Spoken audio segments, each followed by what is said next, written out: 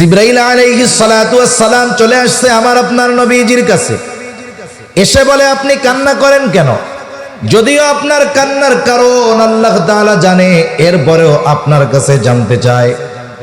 এইবার নবী উম্মতের কথা সব খুলে বলছে, উম্মতের নাজাতের কথা সব খুলে বলছে, উম্মতের ব্যাপারে যত কথা সব জিবরাইল আলাইহিস সালামের কাছে বলছে। জিবরাইল আলাইহিস সালাম আল্লাহ তাআলার কাছে গিয়ে বললেন, আল্লাহ তাআলা বলে, যাও জিবরাইল, মুহাম্মদ আমার হাবিবকে জানায় দাও, আমি তাকে তার উম্মতের ব্যাপারে অসন্তুষ্ট করব না, বরং অচিরেই আমি তার উম্মতের ব্যাপারে তাকে সন্তুষ্ট করব। দুনিয়ায় থাকতে উম্মতের ব্যাপারে আল্লাহ তাআলার পক্ষ থেকে রাজি খুশির খবর নবী নিয়ে আসছেন। পবিত্র কোরআনুল কারীমের সূরাতুদ দুহা, এই সূরার মধ্যে আল্লাহ তাআলা আমার আপনার নবীজিকে কিছু সুসংবাদ দিয়েছেন। এর মধ্যে একটা সুসংবাদ, ওয়ালা সাউফা ইউতিকা রাব্বুকা ফাতারদা, আপনার রব আপনাকে অচিরেই এমন কিছু দিবেন যে আপনি খুশি হয়ে যাবেন। এই হাদিসটা এই আয়াতের তাফসিরে আসছে। তা বলতেছে আপনার রব অচিরেই আপনাকে এত কিছু দিবেন যে আপনি খুশি হয়ে যাবেন। এর জবাবে নবীজি কি বলেন? নবী বলেন, আমি ততক্ষণ পর্যন্ত খুশি হব না যতক্ষণ আমার সব উম্মতকে আল্লাহ মাফ না করবে। সুবহানাল্লাহ। সব উম্মতকে যদি মাফ করে তাইলেই আমি খুশি হব, নইলে এই পর্যন্ত আমি খুশি হব না যতক্ষণ না সব উম্মতকে আল্লাহ মাফ না করবে। তাহলে উম্মতের প্রতি নবীজির মায়া, মোহাব্বত, ভালোবাসা কত বেশি! উম্মতের ব্যাপারে নবীজির ফিকির কেমন ছিল, চিন্তা কেমন ছিল, হোক সে কাফের হোক সে মুমিন। যখন নবীজি প্রাথমিক দিকে দাওয়াত দেওয়া শুরু করলেন প্রকাশ্যভাবে, যেই মানুষগুলোর ভিতরে নবীজি দাওয়াত দিয়েছেন, হঠাৎ করে নতুন করে গিয়েই নবী ওয়াজ শুরু করেন নাই। যেমন আমি আপনাদের এইখানে আসছি, আমি অনেককে চিনি না, অনেকে আমারে চিনে না। আসলাম, 1 ঘন্টা হয়তো কিছু মুযাকারা করে চলে যাব, আপনারা শুধু আমার কথাটাই শুনবেন, কিন্তু আমার ব্যক্তিত্ব, আমার চরিত্র, আমার আখলাক সম্পর্কে আপনারা বাস্তবিক অর্থে পরিপূর্ণভাবে জ্ঞাত নয়। ঠিক কিনা বলেন? কারণ একটা মানুষকে এক মুহূর্তের মধ্যে চেনা যায় না। একটা মানুষের সাথে দীর্ঘ সময় অবস্থান করলে মানুষটার বাস্তবিক চরিত্র সম্পর্কে জানা যায়।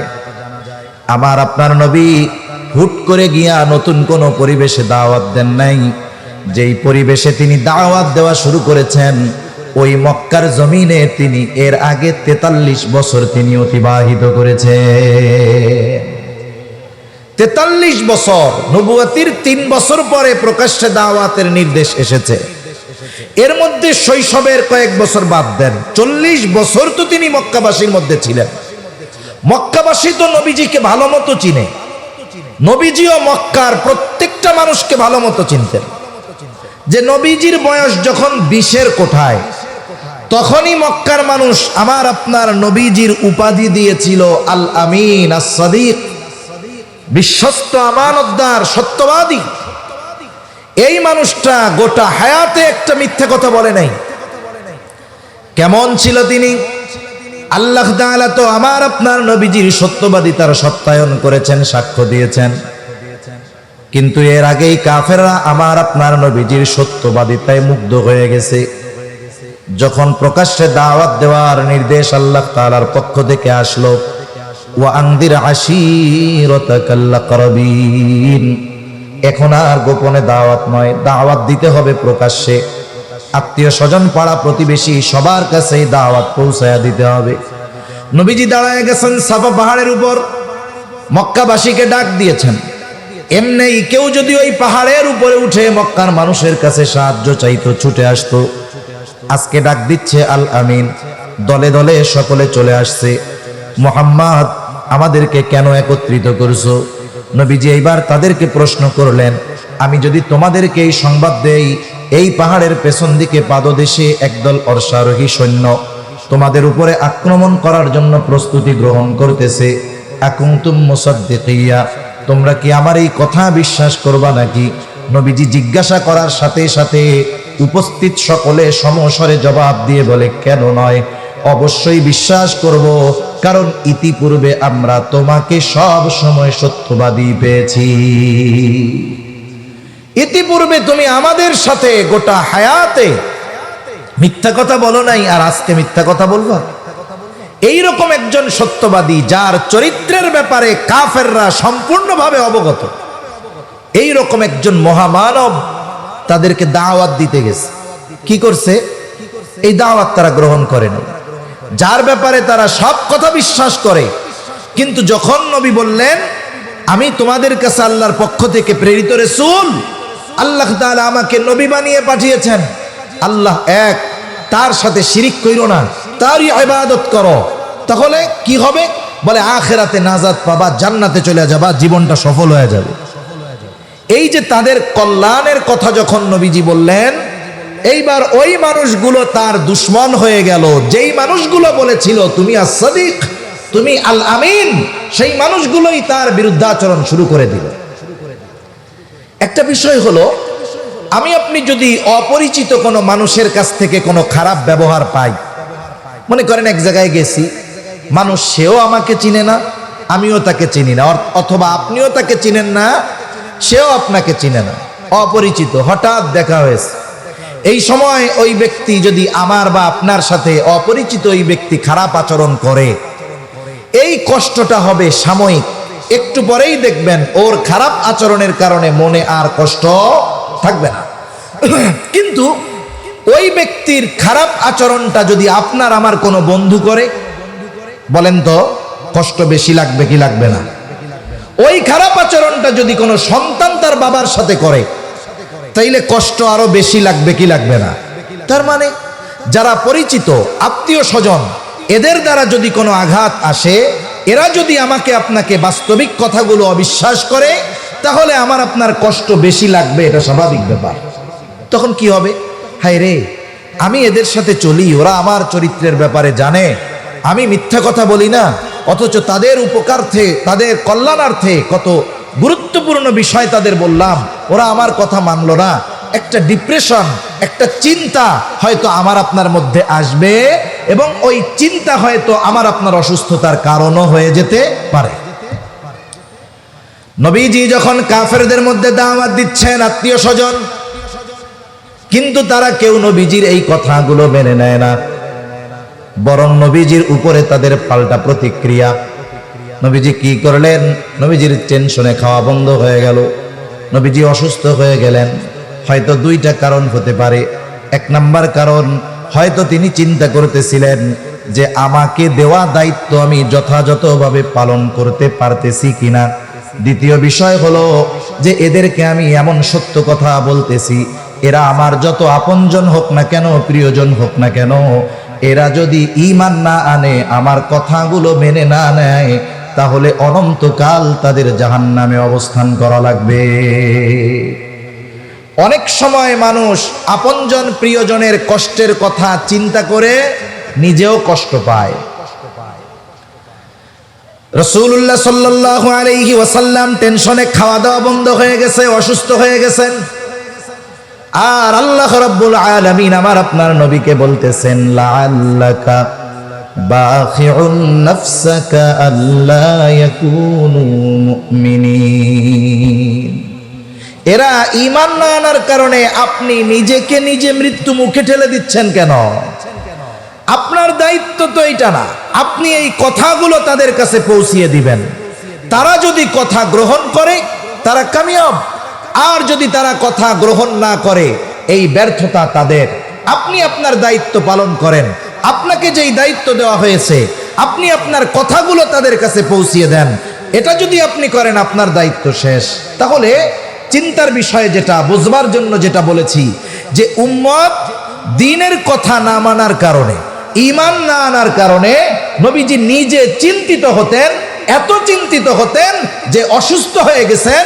অসুস্থতার মাত্রা এত বেশি, আল্লাহ তাআলা বলতেছে আপনি তো সম্ভবত নিজেকে মৃত্যু মুখে ঠেলা দিবেন, এরা ঈমান না আনার কারণে। এই মানুষগুলোর ক্ষতি হবে। নবীজির কষ্ট লাগে কেন? বলে তাদের প্রতি মায়া আছে এই জন্য। ঠিক কিনা বলেন? যদি ভালোবাসা মায়া না থাকতো, চিন্তা করতো যা ওদের যা হবে হোক, তাতে আমার কি। এজন্য রাসূলুল্লাহ সাল্লাল্লাহু আলাইহি ওয়াসাল্লাম উম্মতের ব্যাপারে বলতেন, তোমাদের মধ্যে আর আমার মধ্যে উদাহরণ হলো ওই ব্যক্তির ন্যায় যে আগুন প্রজ্বলিত করলো। গ্রাম অঞ্চলে এখনো দেখা যায়, যখন বিশেষ করে ফসলের সময় থাকে, ধানের সময় থাকে, কেউ যদি আগুন জ্বালায়, চতুর্দিক থেকে হাজারো পোকামাকড় আলো দেখে আগুনের কাছে আসে। এরা যে শুধু আগুন দেখতে আসে তা নয়, লাফায়া লাফায়া আগুনের মধ্যে পড়ে, পুড়ে আর মরে। লোকটা যতই চেষ্টা করুক না কেন সরায় দেওয়ার জন্য, তারা সরে না, বরং আরো লাফায়া লাফায়া আগুনের মধ্যে এসে পড়ে। নবীজি বলেন, আমি তোমাদের কোমর ধরে ধরে জাহান্নামের দিক থেকে টেনে আনি, আর তোমরা আমার হাত থেকে ছুটে সেদিকে চলে যাও। আমি চেষ্টা করি কোমর ধইরা তোমাদেরকে জাহান্নাম থেকে ফিরায় রাখবো, আর তোমরা আমার থেকে ছুটে ছুটে ওই দিকেই চলে যাও। এই কথাগুলোর দ্বারা উম্মতের প্রতি নবীজির কত মায়া ভালোবাসা এগুলোর প্রকাশ পাওয়া যায়।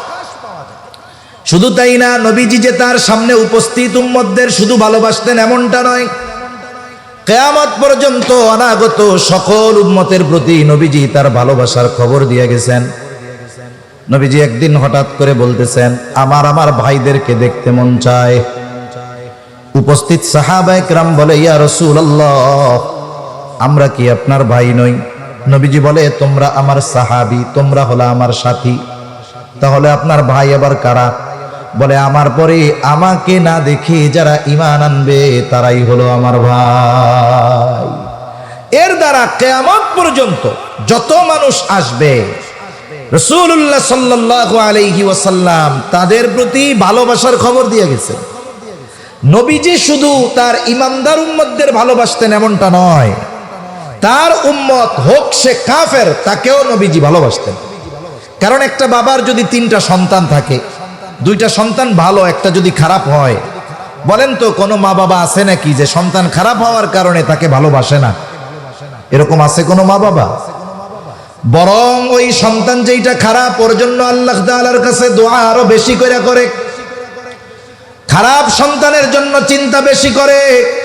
আল্লাহ তাআলার কাছে বলে, আল্লাহ, মারা যাওয়ার আগে যদি ওই খারাপ সন্তানটা যদি ভালো হয়ে যাইত, তাকেও যদি ভালো দেখে যেতে পারতাম, তাহলে মরেও শান্তি পেতাম। আর এই সন্তান খারাপ হওয়ার পরেও মা বাবার ভালোবাসা হৃদয়ে কেন? বলে, সন্তান তো মোহাব্বত আছে, এই জন্য তাদেরকে দূরে সরায়া দেয় না। অনুরূপভাবে উম্মত যদিও গুনাহগার হয়, মোহাব্বতের কারণে নবী উম্মতদেরকে দূরে ঠেলে দেয় না। উম্মত কাফের, কিন্তু এরপরেও উম্মত তো মোহাব্বতের কারণে কাফেরদের প্রতিও নবীজির ভালোবাসা আছে। নবীজি আশা করেন যারা ঈমান আনবে। এই জন্য কাফেরদের দ্বারা নবীজি যখন কোনো জুলুমের শিকার হতেন, আঘাতপ্রাপ্ত হতেন, কাফেররা যখন কষ্ট দিত, নবীজি বদদোয়া করতেন না। উহুদের ময়দানে নবীজির দামদান শহীদ হয়ে গেছে। রাসূলুল্লাহ সাল্লাল্লাহু আলাইহি ওয়াসাল্লামের মুখ রক্তে রঞ্জিত হয়ে গেছে, নবীজি রক্ত মুছতেছিলেন। সাহাবায়ে কেরাম বলে, ইয়া রাসূলুল্লাহ, আপনি এদের জন্য বদদোয়া করেন। নবীজি বলেন, আমি তো রহমত হিসাবে প্রেরিত হয়েছি, অভিশাপ হিসাবে নয়। নবীজি দোয়া করলেন, আয় আল্লাহ, তারা আমার সাথে এমন আচরণ করতেছে, তারা তো জানে না, তারা যদি জানতো তাহলে আমার সাথে এমন আচরণ করতো না। ওই অবস্থাতেও নবীজি বদদোয়া করেন নাই। রাসূলুল্লাহ সাল্লাল্লাহু আলাইহি ওয়াসাল্লাম যখন তায়েফে গেছেন, মক্কার মানুষ যখন নবীর কথা মানে না, নবী চলে গেছেন তায়েফ, বানু সাকিব গোত্রে চলে গেছেন, যেই জায়গায় নবীজির একেবারে শৈশব কালের বড় একটা অংশ অতিবাহিত হয়েছে। ওইখানেও মক্কার কাফেররা নবীজির পেছনে দুষ্ট মানুষদেরকে লেলিয়ে দিল। নবীজিকে পাগল পাগল বলে তারা পাথর মারে। পাথরগুলো ধারালো চোখা ছিল বিধায় পাথরের আঘাতে নবীজির গায়ে ক্ষত হয়ে গেছে, রক্ত বের হওয়া শুরু হয়ে গেছে। রক্তে রঞ্জিত আমার আপনার নবী বারবার পড়ে যাইতেন, আবার উঠতেন। হযরত যায়েদ রাদিয়াল্লাহু তাআলা আনহু নবীজির সাথে একা ঠেকায় পারেন না, সারাদিন নবীজি দাওয়াত দিয়েছেন। রক্ত এত পরিমাণ বের হয়েছে যে গায়ের গোটা পোশাক ভিজে গেছে, পোশাক ভিজে, গা বেয়ে বেয়ে, পা বেয়ে বেয়ে রক্ত পড়ে, জুতার মধ্যে রক্ত ঢুকছে। ওই রক্ত শুকায় গেছে, শুকায়া জুতা পায়ের সাথে আটকে গিয়েছে। অনেক সময় আমরা ব্লাড ডোনেট করি, অনেক সময় রক্ত দান করি মানুষকে, এরকমও দেখছি 100 গ্রাম 150 গ্রাম রক্ত দেহ থেকে নেওয়া হয়। অনেক মানুষ আধা ঘন্টা উঠতে পারে না, অনেকে দাঁড়িয়েছে আবার মাথা চক্কর দিয়ে পড়ে গেছে রক্ত শূন্যতায়। অথচ কত জুলুম, কত অত্যাচার, যে গোটা দেহের পোশাক ভিজে গেছে, এরপরে রক্ত বেয়ে বেয়ে পড়ে জুতার মধ্যে ঢুকছে, ওই রক্ত শুকিয়ে জুতা পায়ের সাথে আটকে গিয়েছে। নবীজি সাল্লাল্লাহু আলাইহি ওয়াসাল্লাম সারাদিন দাওয়াতি কাজ করবার পর পড়ন্ত বিকালে এক আঙ্গুর বাগানের পাশে একটু নবীজি বিশ্রাম নিচ্ছেন। জিবরাইল আলাইহিস সালাম চলে আসছে, এসে বলে, ইয়া রাসূলুল্লাহ, এই কওম আপনার সাথে কেমন আচরণ করেছে আপনার মালিক সব দেখছে। আজকে আমার সাথে নতুন একজন ফেরেশতাকে আল্লাহ তাআলা পাঠিয়েছেন। নবীজি বলেন, এইবার ওই ফেরেশতা আমার সামনে আসলো, সালাম দিল, সালাম দিয়া বলে, ইয়া রাসূলুল্লাহ, এই কওম আপনার সাথে কেমন আচরণ করেছে আপনার মালিক সব জানে। আমি পাহাড়ের দায়িত্বে নিয়োজিত ফেরেশতা, আল্লাহ তাআলা আপনার নির্দেশ পালনার্থে আমাকে পাঠিয়েছেন। আপনি যদি আমাকে নির্দেশ দেন, যারা আপনার সাথে এমন আচরণ করেছে, 2টা পাহাড় দিয়ে আমি এদেরকে পিষে দিব, একেবারে নিশ্চিহ্ন হয়ে যাবে, এদের কোনো অস্তিত্বই থাকবে না। কিন্তু নবীজি তো প্রতিশোধ পরায়ণ ছিলেন না, নবীজি ছিলেন ক্ষমার আধার। রাসূল আকরাম সাল্লাল্লাহু আলাইহি ওয়াসাল্লাম ক্ষমার গুণে গুণান্বিত ছিলেন। ওনার অন্তরটা আল্লাহ তাআলা রহমত দিয়ে, মায়া দিয়ে ভরে দিয়েছিলেন। এই জন্যই তো ওনার কাছে মানুষেরা আসতো, নবীর কাছে যারা আসতো, নবীর এই নরম আচরণের কারণে আল্লাহ তাআলা কোরআনুল কারীমের মধ্যে বলেন, ফাবিমা রাহমাতিম মিনাল্লাহি লিনতা লাহু ওয়ালাউ কুনতা ফাযযান গালিযাল কলবি লানফাদ্দু মিন হাওলিক ফা'ফু আনহুম ওয়াস্তাগফির লাহুম ওয়াশাওিরহুম ফিল আমর। আল্লাহ রাব্বুল আলামিন বলেন, ফাবিমা রাহমাতিম মিনাল্লাহি লিনতা লাহুম, আল্লাহ তাআলার আপনার প্রতি বিশেষ রহমত যে তিনি আপনাকে নরম তবিয়তের করেছেন, দিলটাকে নরম বানায় দিয়েছেন, রহমত দিয়ে ভরে দিয়েছেন। ওয়ালাউ কুনতা ফাযযান গালিযাল কলবি লানফাদ্দু মিন হাওলিক, আপনি যদি কঠোর স্বভাবের হতেন, আপনি যদি রূঢ় হৃদয়ের হতেন, আপনি যদি কঠোর রুক্ষভাষী হতেন, এরা আপনার আশেপাশে কেউ আসতো না। এরা তো আপনার এই তবিয়তের কারণে, আপনার মায়া মোহাব্বত ভালোবাসার কারণে আসে। একটু যদি এদের দ্বারা উল্টাপাল্টা হয়ে যায়, আপনি তাদেরকে ক্ষমা তো করবেনই করবেন, সাথে সাথে এদের জন্য আল্লাহ তাআলার কাছেও ক্ষমা চাইবে। এমন নরম দিলওয়ালা নবী। ফেরেশতা বলে, আদেশ দেন 2 পাহাড় দিয়া এদেরকে শেষ করে দেই। নবীজি একটু আরাম করতেছিলেন, যেহেতু ক্লান্ত, এবার উনি উঠা বসছে। নবীজি ফেরেশতার কথার জবাবে বলতেছে, কেমন যেন বলে যে, তুমি তো বলতেছো যে আমাকে আদেশ দেন 2 পাহাড় দিয়ে এদেরকে নিশ্চিহ্ন করে দেই, পিষে দেই, কিন্তু এদের ব্যাপারে আমি কি আশা করি? নবীজি বলেন, বাল আরজু আন ইয়াখরুজাল্লাহু মিন আসলাবিহিম মান ইয়াবুদুল্লাহা ওয়াহদাহু ওয়া লা ইউশরিকু বিহি শাইআ। তুমি তো বলতেছো আদেশ দেন 2 পাহাড় দিয়া পিষা শেষ করে দেই, আর আমি তো এই লোকগুলার ব্যাপারে আল্লাহ তাআলার কাছে আশা করতেছি যে আল্লাহ তাআলা হয়তোবা এদের মধ্য থেকে এমন এক কওম বের করবে, এমন এক প্রজন্ম বের করবে, এমন এক জেনারেশন বের করবে যারা এক আল্লাহর ইবাদত করবে, তার সাথে কারো শরীক করবে না। সুবহানাল্লাহ। গায়ের রক্ত শুকায় নাই, যাদের দ্বারা আঘাতপ্রাপ্ত হয়েছে তাদের ব্যাপারে সামান্য শাস্তির কথাও নবীজি বলেন নাই। এর দ্বারা বোঝা যায় তার উম্মত, হোক সে কাফের হোক সে মুমিন, প্রত্যেক উম্মতের প্রতি নবীজির কত মায়া, কত মহব্বত, কত ভালোবাসা।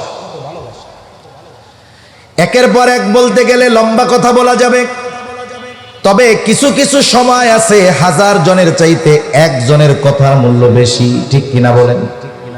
নবীজি যে আমাদের ভালোবাসে, দুনিয়ার সব কিছু একদিকে রাখেন, নবীজি যে আমাদের ভালোবাসে এই ভালোবাসার কথা আমাদের জানিয়ে দিয়েছেন আল্লাহ। নবী যে আমাদের ভালোবাসেন এই খবর দিয়েছেন কে? জোরে বলেন না, কে? আল্লাহ তাআলা দিয়েছেন। আল্লাহ তাআলা কি বলেন? আল্লাহ রাব্বুল আলামিন বলেন, লাকাদ জাআকুম রাসূলুম মিন আনফুসিকুম আজিজুন আলাইহি মা আনিতুম হারিসুন আলাইকুম বিল মুমিনিনা রাউফুর রহিম। আল্লাহ তাআলা বলেন, লাকাদ জাআকুম রাসূলুম মিন আনফুসিকুম, তোমাদের মধ্য থেকে তোমাদের জন্য এমন একজন রাসূল এসেছেন, এমন একজন রাসূলের আগমন হয়েছে। কেমন সেই রাসূল? এক নাম্বার গুণ আল্লাহ তাআলা বলেন, আজিজুন আলাইহি মা আনিতুম, তোমাদের জন্য যেটা কষ্টের সেটা তার জন্য কষ্টের। তার মানে তোমরা যেটাতে কষ্ট পাও নবীজিও সেটাতে কষ্ট পায়। তার মানে সমব্যথী, তোমরাও যেটাতে কষ্ট পাও নবীজিও সেটাতে কষ্ট পায়। বিসমিল্লাহ, আলহামদুলিল্লাহ। এখন কথা হলো, একজনের কষ্টে আর একজন কষ্ট পায় কেন? এটা কিভাবে সম্ভব? একজনের ব্যথা আর একজন অনুভব করে কেমনে? কিভাবে সম্ভব? বলে সম্ভব যদি সম্পর্কটা মোহাব্বতের হয়, ভালোবাসার হয়। ঠিক কিনা বলেন? মোহাব্বতের সম্পর্কের কারণে অনেক সময় আরেকজনের কষ্টে মানুষ কষ্ট পায়, আরেকজনের ব্যথায় মানুষ ব্যথিত হয়। যেমন মনে করেন একজন মানুষ, তার একটা বাচ্চা আছে, বয়স 2 বছর বা 2.5 বছর, ছোট বাচ্চা, গভীর রাত, প্রত্যন্ত অঞ্চল, গাড়ি ঘোড়া পাওয়া যায় না, দোকানপাট খোলা থাকে না, গভীর রাত। 2 বছরের বাচ্চা প্রচন্ড রকমের জ্বরাক্রান্ত হয়ে গেছে, এত অসুস্থ যে তার চোখ দুটো মনে হয় ফুটে বের হয়ে যাবে। জ্বরের তীব্রতায় বাচ্চাটা আহ আহ করতেছে, কিন্তু মা বাবা অপারগ, আশেপাশে কোনো বাজার নাই, দোকান নাই। আবার সন্তানকে নিয়ে মেডিকেলে আসবে, লম্বা পথ পাড়ি দিয়ে আসার উপায় নাই। রাত 2টা-3টা বাজে, অপেক্ষা করতেছে কখন সকাল হবে। ওই অসুস্থ সন্তান কষ্টে, জ্বরের তীব্রতায় কষ্ট পাচ্ছে, পাশে বসে আছে তার মা বাবা। বলেন তো, ওই অসুস্থ ছোট বাচ্চাটা অসুস্থতার কারণে যত কষ্ট পায়, তার চাইতে পাশে বসে থাকা মা বাবা কষ্ট কম পায় নাকি বেশি পায়? কি বলেন তো? যারা বিয়া করে নাই, বাচ্চা হয় নাই, তারা তো এটা বুঝবে না। যে বিবাহ করেছে, যার বাচ্চা আছে, তাকে জিজ্ঞাসা করবেন, এই মুহূর্তে তার মন চাইবে যে অসুস্থ আমি হয়ে যাই, কিন্তু আমার সন্তানটা সুস্থ হয়ে যায়। যে উম্মতের যেই বিষয়টা উম্মতের জন্য কষ্টের, এটা নবীর জন্য কষ্টের। তিনি সমব্যথী, উম্মতের প্রতি মুহাব্বত, মায়া, ভালোবাসার কারণেই তিনি কষ্ট পান। এরপরে আল্লাহ তাআলা বলেন, হারিসুন আলাইকুম, তিনি তোমাদের জন্য কল্যাণকামী। নবীজি উম্মতের ব্যাপারে সব অবস্থায় কল্যাণকামী। তিনি উম্মতের জন্য কখনো কঠোরতা চান না। যেই বিষয়টা উম্মতের জন্য কল্যাণকর, নবীজি সেটাই করেন। যেমন হাদিসের মধ্যে আসছে, নবীজি বলেন, আল্লাহ তাআলা প্রত্যেকটা নবীকে তার উম্মতের ব্যাপারে বিশেষ একটা দোয়া করার সুযোগ দিয়েছে, এবং এই দোয়াটা কবুলের প্রতিশ্রুতিও আল্লাহ তাআলা দিয়েছেন। নবীজি বলেন, সব নবী সেই দোয়া তার উম্মতের ব্যাপারে দুনিয়ায় করে ফেলছে। নবীজি বলেন, আমি ওই দোয়াটাকে সংরক্ষণ করে রেখেছি, দুনিয়াতে করি নাই। কিয়ামতের দিন ওই দোয়াটা আমি আমার উম্মতের জন্য সুপারিশ হিসাবে করব। এই 2টা বিষয় সব উম্মতের জন্য আম। এটা তবে মুমিনদের প্রতি ভালোবাসা নবীজির আলাদা, স্পেশাল ভালোবাসা মুমিনদের প্রতি। আর আল্লাহ তাআলা নবীকে উম্মতের জন্য বিশেষ অনুগ্রহ হিসাবে ঘোষণা করেছেন, যেই উম্মতগুলো ঈমানদার। আল্লাহ তাআলা কোরআনুল কারীমের মধ্যে বলেন, লাকাদ মান্নাল্লাহু আলাল মুমিনিনা ইদ বাআসা ফীহিম রাসূলাম মিন আনফুসিহিম। আল্লাহ তাআলা বলেন, লাকাদ মান্নাল্লাহু আলাল মুমিনিন, মুমিনদের উপর আল্লাহ তাআলার বিশেষ অনুগ্রহ। কি বিশেষ অনুগ্রহ? বলে ইদ বাআসা ফীহিম রাসূলাম মিন আনফুসিহিম, যে তিনি তাদের মধ্য থেকে তাদের জন্য একজন রাসূল পাঠিয়েছেন। এই জন্য এই নবী হলো মুমিন উম্মতদের জন্য আল্লাহ তাআলার পক্ষ থেকে বিশেষ অনুগ্রহ। এই জন্য মুমিন উম্মতদের প্রতি নবীজির মহব্বত ভালোবাসাও স্পেশাল। আপনি আমি আমার আপনার সব আত্মীয় স্বজন যারা আছে, তাদের যারা ছোট বাচ্চা আছে, সবাই আমরা ভালোবাসি, কিন্তু যতই ভালোবাসি অন্যদের, নিজের সন্তানের চাইতে বেশি নয়। নবীজি সব উম্মতকে ভালোবাসে, তবে তার ইমানদার উম্মতের চাইতে বেশি নয়। যেমন আপনার নিজের সন্তানের প্রতি ভালোবাসা বেশি স্পেশাল, অনুরূপভাবে নবীজির মুমিন উম্মতের প্রতি ভালোবাসা স্পেশাল এবং বেশি। এই জন্য আল্লাহ তাআলাও সেই স্পেশাল ভালোবাসার কথা বলেন। আল্লাহ তাআলা বলেন বিল মুমিনিনা রাউফুর রহিম। যেই নবী তোমাদের কাছে এসেছে, তোমাদের মধ্য থেকে তার মুমিন উম্মতদের প্রতি তার ভালোবাসা কেমন। আল্লাহ তাআলা এই ভালোবাসার গভীরতা বোঝানোর জন্য, ভালোবাসা কত বেশি বোঝানোর জন্য এমন দুইটা শব্দ আমার আপনার নবীর শানে ব্যবহার করেছেন, যেই দুইটা শব্দ কোন সৃষ্টির ব্যাপারে ব্যবহার করার অনুমতি নাই। একটা হলো রউফ, একটা হলো রহিম। রউফুর রহিম এটা আল্লাহ তাআলার দুইটা গুণবাচক নাম। দুনিয়ার কোন মানুষ রউফুর রহিম হতে পারে না, কোন পীর রউফুর রহিম হতে পারে না। যদি কেউ বলে আমার পীর এইটা, তাহলে আমি বলবো তুমিও বেঈমান, পীরও বেঈমান। ঠিক কিনা বলেন? এটা কেউ হতে পারে না। রউফুর রহিম হলেন আল্লাহ। সেই রউফুর রহিম আল্লাহ, অতি সদয় পরম দয়ালু আল্লাহ। উম্মতির ব্যাপারে নবীজির কত মায়া, কত দয়া, কত মুহাব্বত, কত ভালোবাসা, এটা বোঝাতে গিয়ে কি শব্দ ব্যবহার করেন। আল্লাহ তাআলা বলেন এই নবী তার মুমিন উম্মতদের ব্যাপারে হলেন অতি সদয় পরম দয়ালু। স্বয়ং আল্লাহ তাআলা আমার আপনার নবীকে তার মুমিন উম্মতদের ব্যাপারে বলতেছে, সে তার মুমিন উম্মতদের জন্য রউফুর রহিম। তাহলে রউফুর রহিম হলেন আল্লাহ, আর আল্লাহ বলেন নবী আপনি আপনার মুমিন উম্মতদের জন্য রউফুর রহিম। সুবহানাল্লাহ বলেন না? তাহলে সেই নবীর আমাদের প্রতি কত মায়া, কত মহব্বত, কত ভালোবাসা। আশা করি এই কথার পরে বুঝতে আর আপনাদের বাকি থাকবে না। নাকি কেউ বুঝতেছেন না যে নবী কতটুকু ভালোবাসে? বুঝতে পারছেন তো? মনে রাখতে হবে, মহাসমুদ্রের গভীরতাকে পরিমাপ করা সম্ভব, হিমালয়ের চূড়ায় বারবার পৌঁছানো সম্ভব, কিন্তু উম্মতের প্রতি নবীজির দয়া মায়ার গভীরতা উচ্চতা পরিমাপ করা কিয়ামত পর্যন্ত সম্ভব নয়। এই নবী এত ভালোবাসেন আমাদের। এখন যেই নবী এত আমাদের ভালোবাসেন, সেই নবীকে কি আমাদের ভালোবাসার দরকার আছে না নাই? জোরে বলেন না, আছে না নাই? সেই নবীকে ভালোবাসা মুমিনের ঈমানের দাবি। সম্পর্কজনিত ভালোবাসা অনেক সময় আপ হতে পারে, ডাউন হতে পারে। আমার বাবা মা আমার কাছে সর্বোচ্চ ভালোবাসা পাবে, কিন্তু দ্বীনের কারণে বাবার বিরুদ্ধে আবার অস্ত্র ধারণ করা যাবে। ঠিক কিনা বলেন? বদরের ময়দানে সাহাবায়ে কেরামের এমন ঘটনা ঘটছে, সন্তান বাবার বিরুদ্ধে অস্ত্র ধারণ করেছে। এই জন্য মনে রাখতে হবে, দুনিয়ার সম্পর্কের ভালোবাসা আপ ডাউন হয়, কিন্তু নবীর প্রতি উম্মতের ভালোবাসা আল্লাহর কসম ডাউন হওয়ার কোনো সুযোগ নাই, শুধু আপ হইতে হবে। এখানে ডাউন হওয়ার কোনো ওয়ে নাই, রাস্তা একটা, শুধু ভালোবাসা বাড়াতেই হবে।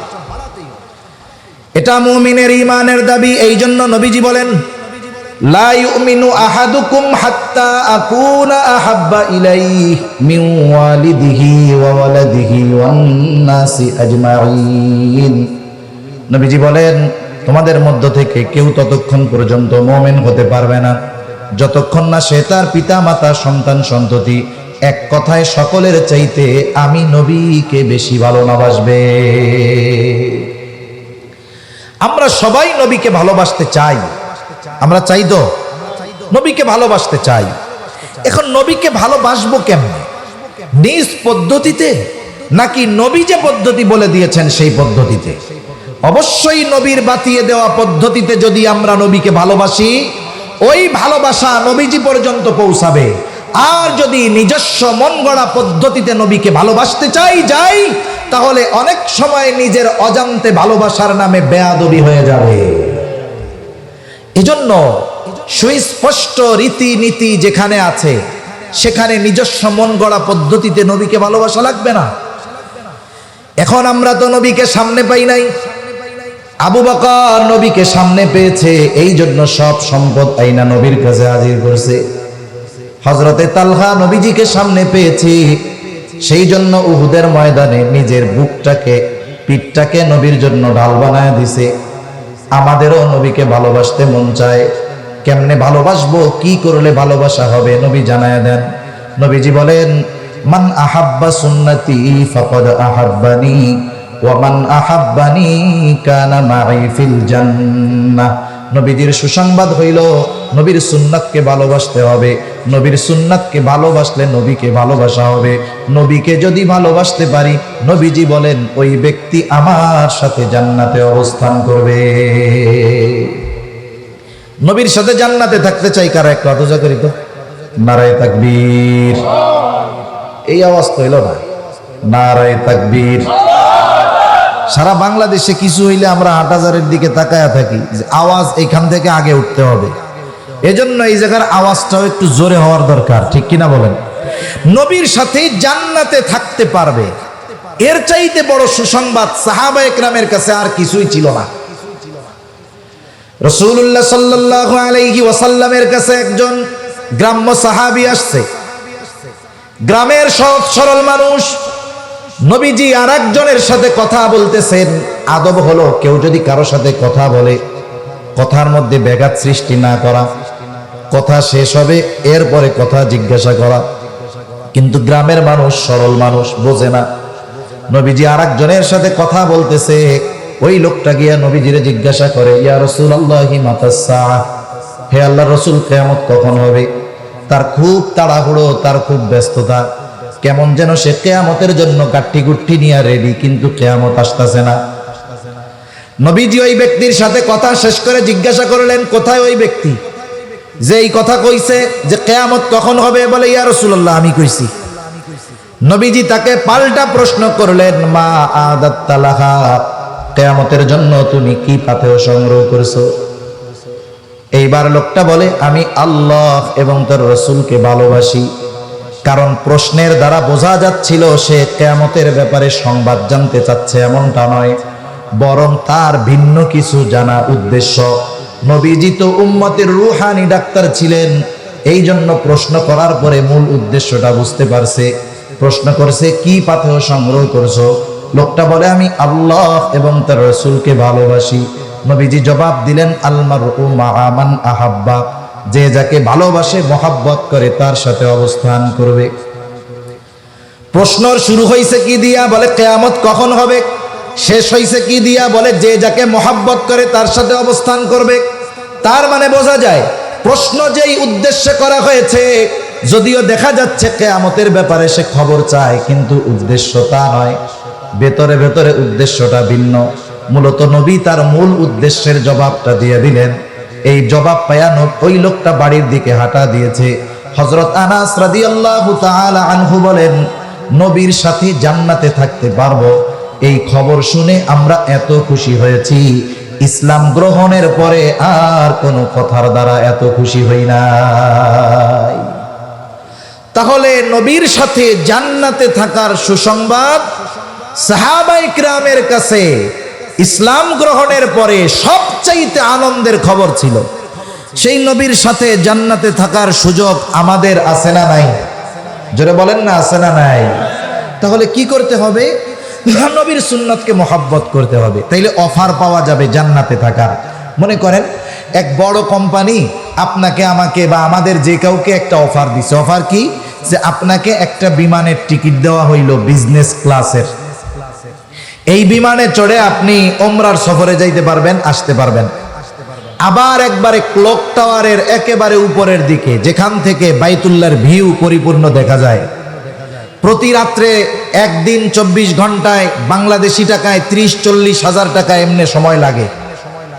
এই হোটেলে 5 দিন থাকার সুযোগ আর বিজনেস ক্লাস বিমানে যাওয়া আসার সুযোগ, বড় অফার না? অফার তো পাইছেন।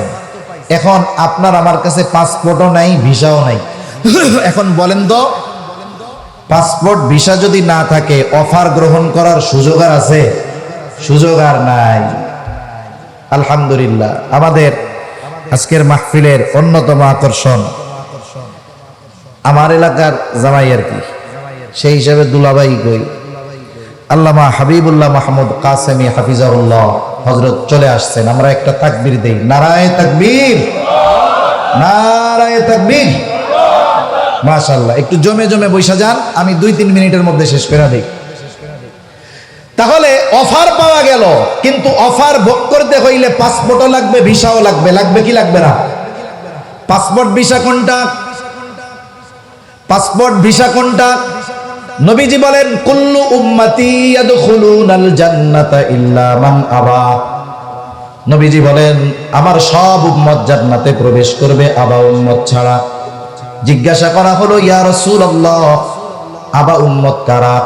নবীজি বলেন, মান আতাআনি দাখালাল জান্নাহ ওয়া মান আসানি ফাকাদ আবা। নবীজি বলেন, যে আমার আনুগত্য করবে জান্নাতে প্রবেশ করবে, যে আনুগত্য করবে না আবা উম্মত জান্নাতে প্রবেশ করবে না। তাহলে বোঝা গেল, নবীর সাথে যদি জান্নাতে থাকতে হয় তাহলে নবীর সুন্নতকে মোহাব্বতের সাথে অনুসরণ করতে হবে। ঠিক কিনা বলেন? মোহাব্বত করতে হবে, অনুসরণ করতে হবে।